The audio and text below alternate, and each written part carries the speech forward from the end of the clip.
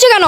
নে বাবা, গরুর মাংসটা অনেক টেস্ট হয়েছে। বৌমা, আমাকে একটু মাংস দাও না মা। আমি কি সেহরিতে মূলা দিয়ে ভাত খেয়ে রোজা থাকতে পারবো মা? মা, দাদু ভাইকে একটু মাংস দাও না। এই তুই চুপ থাক, একটা কথাও বলবি না। তোর দাদু ভাই যেন দরদ উঠলে পড়ছে, তাই না? এই বুড়ো, এই মাংস কোনদিন খাস নাই, এত মাংস মাংস করিস কে? হ্যাঁ, বয়স তো 80 বছর, এখনো মরিস না। ইচ্ছে করে বুড়োকে গলা টিপে মেরে ফেলি। আরে মা তুমি কি করছো এগুলো? দাদুর গায়ে তুমি হাত তুলছো কেন? বসো, তুমি দাদুর গায়ে হাত তুলছো কেন এভাবে? আরে দেখ না, মাংস খাওয়ার জন্য উঠে পড়ে লেগেছে। বয়স হলো 80 বছর, এখনো মরে না। সারাটা জীবন আমাকে জ্বালিয়ে গেল। আরে এই বুড়ো, তোর গালে তো একটা দাঁতও নেই, আবার আসছিস মাংস খেতে? তুই মাংস খেতে পারবি? মা গো, একটু ঝোলেরও দাও না, নয় এক পিস মাছ দাও। আমি শুকনো শুকনো ভাতগুলো কি করে খাবো? আমি বুড়া মানুষ, আমি কি এই মূলা দিয়ে খেয়ে সারাদিন রোজা থাকতে পারবো? রাজিয়া, সেহরির সময় হয়ে গেছে, খাবার আছে? কোনো কিছু আছে খাবার? ও, তুমি আসছো? তোমার না বাইরে সেরিকার কথা ছিল, তো হঠাৎ বাসায় চলে আসলা? হ্যাঁ, আমি বলেছিলাম সেহরি বাইরে খাবো, কিন্তু আমার ডিউটি কাছাকাছি পড়েছে বিদায় ভাবলাম যে বাসা থেকেই সেহরি করে যাই। এর জন্য গাড়িটা নিচে পার্কিং করে রেখে আসছি সেহরি খাওয়ার জন্য। আর তুমি তো জানো যে আমি হোটেলের খাবার খেয়ে সহ্য করতে পারি না, এর জন্য বাসায় চলে আসলাম। কিছু থাকলে দাও না, খেয়ে নেই। আচ্ছা ঠিক আছে, তুমি ফ্রেশ হয়ে আসো, আমি তোমার খাবার নিয়ে আসছি। আচ্ছা ঠিক আছে, আমি ফ্রেশ হয়ে আসছি।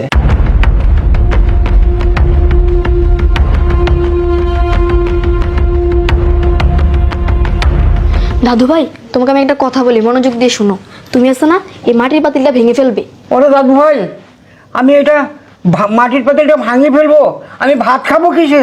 দাদু ভাই চুপ, আমি যেটা বলছি সেটাই করবা। তুমি মাটির পাতিলটা ভেঙে ফেলবে। আচ্ছা ঠিক আছে দাদু ভাই, তুমি যা বলছো আমি তাই করব। আচ্ছা দাদু ভাই, আমি ওখানে যে বসতেছি, যখনই ইশারা দেবো তখনই তুমি ভেঙে ফেলবে। আচ্ছা দাদু ভাই, আমি যেটা ভাঙবো তোমার মা তো আমাকে অনেক গালাগালি করবে। দাদু ভাই তুমি এত কথা বলছো কেন? আমি যা বলছি তুমি তাই করো। দাদু ভাই ভেঙে ফেলো, ভেঙে ফেলো। আচ্ছা ঠিক আছে দাদু ভাই, ঠিক আছে। মা, ও মা, বাবা, তোমরা কে কোথায় আছো? তাড়াতাড়ি আসো, দেখো দাদু কি করছে। আরে দাদু ভাই, তুমি তো বললে ভাঙে ফেলবার জন্য, আবার তুমি তোমার মা বাপকে ডাকছো। দাদু ভাই তুমি একদম চুপ থাকো, কোনো কথা বলবো না। বাবা, মা, তোমরা কোথায়? তাড়াতাড়ি আসো। আর কি ব্যাপার, এত চিল্লাপাল্লা করছিস কেন? কি হয়েছে? দেখো দাদু ভাই কি করেছে, দাদুর মাটির প্লেটটা ভেঙে ফেলছে। আরে সামান্য একটা মাটির প্লেট ভাঙছে, তাতে কি এমন হয়েছে তাই চিল্লাপাল্লা করতে হবে? মা তুমি এটা কি বলছো? এটা সামান্য প্লেট। দাদু বিগত 1 বছর ধরে এই প্লেটে খাচ্ছে, আর তুমি এটাকে সামান্য প্লেট বলছো না? এই তুই চুপ কর, একটা কথাও বলবি না। এই প্লেটটার বয়স 1 বছর হয়ে গেছে, এই প্লেটটাতে গন্ধ বের হয়, আর তুই প্লেটের জন্য মায়া দেখাচ্ছিস? এই প্লেটটার দামই বা কত? 20-50 টাকা। তোর বাবাকে আমি বলছি একটা প্লেট আনতে। এই শোনো না, অফিস থেকে আসার সময় এরকম একটা মাটির প্লেট নিয়ে এসো তো।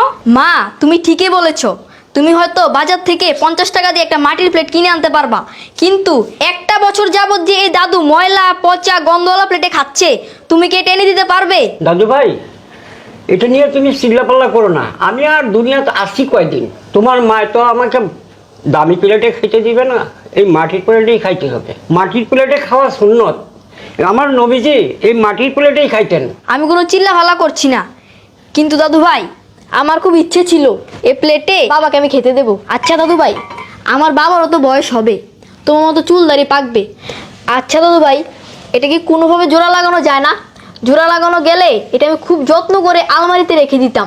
আমার বাবা মা যখন বৃদ্ধ হবে তখন আমার বাবা মাকে এই প্লেটে খেতে দিতাম। দাদু ভাই, তোর মাথায় যে এত বুদ্ধি আমি কখনো জানতাম না। আল্লাহ তোর মাথায় এত বুদ্ধি দিয়েছে। তোর মা আমাকে অনেক অত্যাচার করেছে, তোর বাবা দেখে না দেখার মতো ভাঙ ধরে থাকে। তুই যে এত কিছু জানিস আমি তো জানতাম না দাদু ভাই। আমি কাউকে অভিশাপ দিচ্ছি না দাদু ভাই, যার যার কর্মের ফল সে দুনিয়াতেই ভোগ করবে। তারা কি দেখে নাই কোনো সময়? তারা যে নিজ হাতে আমাকে এই অবহেলা করেছে, তার বিচার আল্লাহই করবে দাদু ভাই। বাবা, বাবা এটা তুমি কি বলছো বাবা? আমি তোমার সন্তান বাবা। তুমি তুমি কি ভেবেছো বাবা? আমি চাকরির জন্য আমি এই যে ছোটাছুটি করছি বাবা, কাদের জন্য করছি বাবা? তোমাদের জন্য করছি। কিন্তু বাবা বিশ্বাস করো, আজকে যখন সেহরি টাইমে বাসায় আসলাম, তোমার সাথে এই অন্যায় হচ্ছে, এই অবিচার হচ্ছে বাবা, আমি এসব দেখার সময় পাইনি বাবা। আমার বাবা যে বাড়িতে কতটা অবহেলিত হয়ে বেঁচে আছে বাবা, আমি কিছুই জানি না। আজকে যদি নিজের চোখে না দেখতাম বাবা, আমি বিশ্বাস করতে পারতাম না। কিন্তু শোনো বাবা, তুমি আমাকে অভিশাপ দিচ্ছ বাবা? না বাবা, তোমার শরীরের রক্ত তো আমার গায়েও বইছে বাবা। তুমি কি করে ভাবলে যে তোমার নিজের সন্তান, তোমার উরসে আমার জন্ম, ও বাবা, বাবা মা হারিয়ে যাওয়ার পরে বাবা এই সংসারের ভার বোঝা দায়িত্ব নিতে নিতে বাবা আমি একদম পুরো শেষ হয়ে গেছি বাবা। আমি আমি বুঝতে পারিনি যে আমার একটা বট বৃক্ষের ছায়া আছে, আমার বাবা আছে, তাকে দেখতে হবে, তার দেখাশুনো করতে হবে। আজ একটা বছর ধরে বাবা তুমি এই মাটির প্লেটে খাচ্ছ, নোংরা গন্ধ বেরোচ্ছে প্লেট দিয়ে। আমি এটাও জানি না যে আমার বাবা কোন প্লেটে খায়, আমার বাবা কিভাবে বেঁচে আছে বাবা। বাবা এই যে সারাদিন আসামি ধরা ছাড়া বাবা আমি দুনিয়ার কাজে ব্যস্ত হয়ে গেছি বাবা, কিন্তু আমি ভুলেই গেছিলাম আখিরাতের কথা। কিন্তু বাবা আজকের যদি আমার ছেলে এই কথাগুলো না বলতো বাবা আমি বুঝতেই পারতাম না বাবা। কিন্তু বাবা তুমি যে আমাকে অভিশাপ দিয়েছো বাবা, তুমি সেই অভিশাপ ফিরিয়ে নাও বাবা। আমি যে তোমার সন্তান বাবা। বাবা তুমি বিশ্বাস করো বাবা, যে তোমাকে অবহেলা করেছে, যে তোমাকে এই বাড়ি থেকে বের করে দিতে চেয়েছে, যে তোমাকে এই যে 50 টাকার প্লেটে খেতে দিয়েছে বাবা, আমি তাকে ক্ষমা করব না বাবা। কিন্তু কিন্তু তুমি আমাকে ভুল বুঝো না বাবা। সূর্য, নীরব আমাদের সন্তান, কিন্তু আমার গর্বের সন্তান হয়ে আজকে যে শিক্ষাটা আমাকে দিল, এই শিক্ষাটা আমার মাঝে ছিল না, কিন্তু আজকেও আমার সন্তান হয়ে এমন একটা শিক্ষা দিল যে শিক্ষার কারণে আমি আমার ভুলটা বুঝতে পারলাম। সূর্য, আমি জানি, আমি মানছি আমি ভুল করেছি, কিন্তু সূর্য প্লিজ আমাকে মাফ করে দাও। বাবা, আমি মানছি আমি অনেক বড় ভুল করেছি, আপনার কাছে ক্ষমা চাওয়ার মতো মুখ আমার নেই। বাবা, আমি সত্যিই ভুলে গিয়েছিলাম যে আপনার মতো একদিন আমাদের বৃদ্ধ হতে হবে, আমাদের ছেলে মেয়ে আমাদের সাথে এরকম ব্যবহার করবে, এটা আমি ভুলে গিয়েছিলাম বাবা। কিন্তু আজকে নীরব আমাকে বুঝিয়ে দিল, আমি ওর কথায় বুঝতে পারলাম বাবা, আমি আমার ভুলটা বুঝতে পেরেছি। প্লিজ বাবা আমাকে মাফ করে দিন।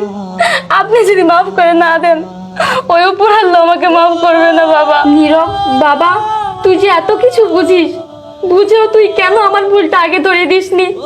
তুই যদি আমার ভুলগুলো ধরিয়ে দিতি তাহলে আমি এই পর্যায়ে যেতাম না বাবা। বাবা প্লিজ আমাদের মাফ করে দিন বাবা, এরকম ভুল আর কখনো হবে না বাবা। বাবা রে বাবা, বাবা মায়ের কোনো সময় নিজের সন্তানকে অভিশাপ দেয় না। আমি মাফ করে দিছি মা বাবা, সব হইল ব্যস্তের খুঁটি।